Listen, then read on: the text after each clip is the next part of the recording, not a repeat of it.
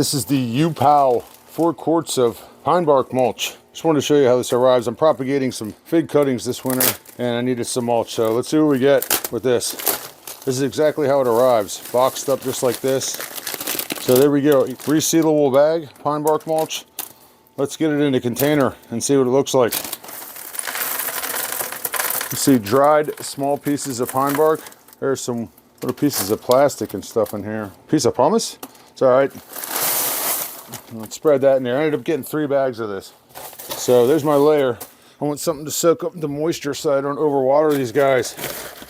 Might actually go with another one of these. That gives me enough of a base right here to set my cuttings in and have them elevated on the mulch. Looks like 3 bags of this might work out perfect for me. I wanted to base a layer on the bottom, and then I wanted to be able to fill around it and put a little on top here. Keep everything standing up real good. Yeah, that's gonna work out good. And there we go. Small pine bark nuggets. Exactly what I wanted. I think I could have even used another bag in this situation, but that's all right. This will work.